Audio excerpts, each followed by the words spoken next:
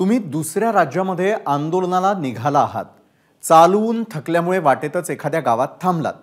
ज्या घरी तुम्ही आश्रय घेतलात तर घर एखाद्या डाकूच्या कुटुंबाचं असेल तर तुमची अवस्था काय होईल? हा प्रश्न विचारण्याचं कारण आहे 1990चा एक किस्सा. नागपुरामधून शालिनीताई बोबडे आणि उमाताई पिंपळकर कार सेवेसाठी निघाल्या. चालून चालून थकल्यानं त्यांनी मध्येच एक थांबाही घेतला, तोही डाकू फुलनदेवीच्या बंधूच्या घरी. मग पुढे काय झालं ऐकूयात या कार सेविकांकडूनच.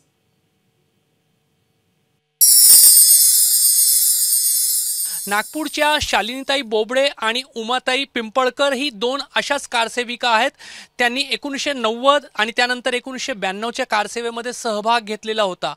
काही थरारक अनुभव त्यांचे होते. 150 किलोमीटर आधीच त्यांना अयोध्येपासून अडवण्यात आलेला होता आणि 150 किलोमीटरचा प्रवास या महिलांनी अनेक दिवस पायी चालून पूर्ण करत अयोध्या गाठलेली होती. आपण त्यांच्याशीच बोलूया. त्या दरम्यान त्यांना काय थरारक अनुभव आलेले होते. शालिनीताई, कुठं तुम्हाला अडवलं होतं आणि त्याच्या पुढे अडवल्यानंतर तुम्ही कशी वाट काढली, कशा पद्धतीने अयोध्येत पोहोचल्या? आम्ही तुम्हाला सांगितलं की आम्ही पायी चालत गेलो तर तेव्हा कोणी नाही अडवलं. म्हणजे जेव्हा अयोध्येला पोहोचलो तोपर्यंत आम्हाला मग रस्त्यात, कारण आम्ही आड रस्त्यानेच गेलो ना, त्याच्यामुळे कोणी नाही अडवलं. आणि जेव्हा आम्ही अयोध्येला पोहोचलो तेव्हा तिथे एक तरुण मुलगा उभा होता, कॉलेज विद्यार्थी होता. त्यांनी आम्हाला सांगितलं की तुमची व्यवस्था मी केली आहे, तुम्ही माझ्या घरी चला. आता तो अनोळखी पोरगा, आणि कसं एक थोडी शंका अशी यायची की याच्यात कोणी फसवणारं मिळतं का आपल्याला, म्हणून थोड्या वेळा मी विचार केला. पण मग नंतर आम्ही त्याच्याबरोबर गेलो तर त्यांनी त्याच्या घरात इतकं सगळं धान्य बिन्न सगळं भरून ठेवलं होतं.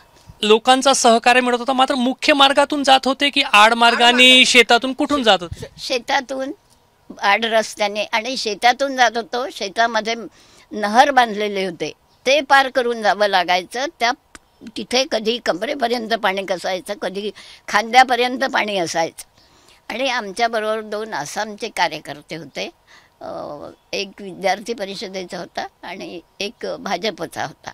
मग त्या लोकांच्या लक्षात आलं की ह्या महिला आहेत, यांना थोडी मदतीची गरज वाटेल, तर ते आमच्याबरोबर असायचे. मग ते असं साखळी करून आम्हाला त्या पाण्याच्या बाहेर काढायचे. तर रोज 6 ते 7 नहर आम्हाला पार करावं लागायचे. फुलनदेवींची जेव्हा आहे मक्खन सिंग, आम्हाला माहीत नव्हतं ते घर ते आहे म्हणून, पण आमची व्यवस्था तिथे केली होती. ते कारण रस्त्यावरच ते द्यायचे लोक सगळं खायला प्यायला.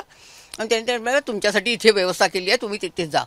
फुलनदेवी म्हणजे जे खूप कुख्यात डाकू आणि नंतर खासदार झाले त्या फुलनदेवींच्या घरी थांबलेले होते. त्यांचा भाऊ मक्खन सिंग, त्यांच्याकडे थांबलो होतो आम्ही.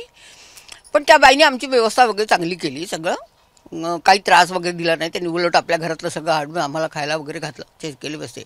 एक त्यांच्याकडे गोधडी होती, त्या गोधडीत 6 जणी झोपलो होतो आम्ही. इतकी मोठी गोधडी होती, पांघरायला दिली त्यांनी. थंडीचे दिवस होते ना ते तेव्हा. आज जेव्हा राम मंदिर होत आहे, काय भावना आहेत? वा, आम्हाला असं वाटतं आमच्या कष्टाचं चीज झालं.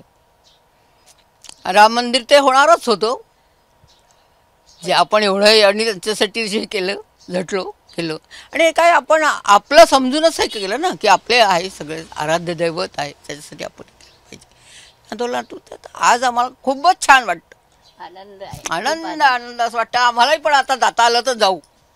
फुलनदेवी यांच्या भावाने त्यांच्या कुटुंबियांनी पूर्ण सहकार्य केल्याची भावना हे कारसेवक आयुष्यभर विसरणार नाही. कॅमेरामॅन अतुल हिरडेसह रजत वसिष्ठ, एबीपी माझा, नागपूर. एबीपी माझा, उघडा डोळे बघा नीट.